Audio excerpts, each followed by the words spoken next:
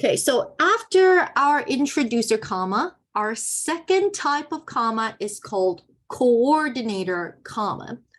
So a coordinator comma is often used with what we call fanboys. So what do fanboys stand for? For, and, nor, but, or, yet, and so. So there is one very important formula I want you to remember. Comma fanboys equals semicolon equals period. So that means when you use any one of these three, you need to have complete sentence before and after. Okay, so for example, she has a good job. She is always broke. So do you see how I have two independent clauses, and in between I have comma yet, comma fanboys, and the comma is called coordinator comma. Same thing. They were tired, so they went home. Two independent clauses, two complete sentences joined by comma fanboys, comma so. All right, so another time we would use coordinator commas is we want to introduce a list of 3 or more items. So remember, it has to be 3 or more. So for example, if you say, I like apples and bananas, that is only a list of 2 items. So you shouldn't have any punctuation in between. But in this case, you have, he does not enjoy skiing, the first one, comma, ice skating, comma, or sledding. So you have to make sure that your list is in parallel structure. So what does parallel structure mean? Let me type out parallel. Parallel structure means that if you have a noun, you have to use nouns throughout. If you have verbs, you have to use all verbs, adjectives, all adjectives, phrases with phrases, clauses with clauses, so on and so forth. Okay, so same thing with the next example. Cecile speaks English, Spanish, French, and Creole.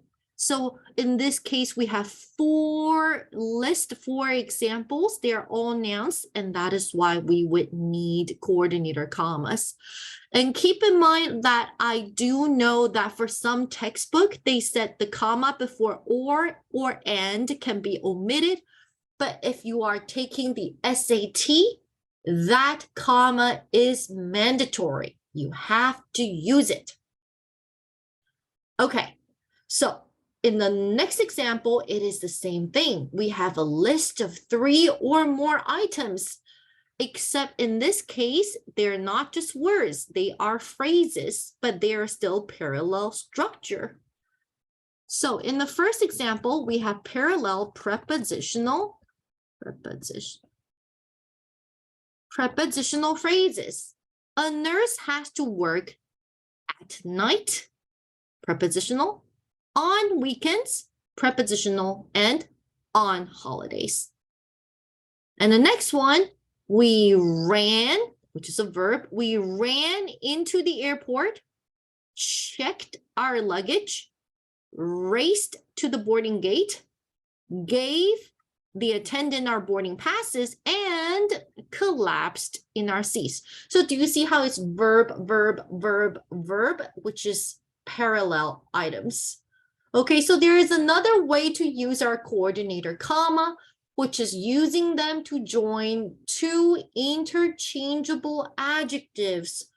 For example, I can say, Marina is a sexy, charismatic woman. In this case, I can have a comma between the 2 adjectives because the comma equals and. She is a sexy and charismatic woman.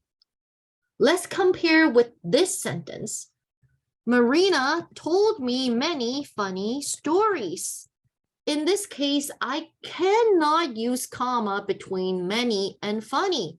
Why is that? They're both modifying the same noun. They're both adjectives, but they are not interchangeable. So you cannot use comma. Only use comma between adjectives when they are of the same order, meaning they are interchangeable. So if you don't remember this order of adjective, please go back and review your adjective lesson. Okay, and that is it for coordinator commas.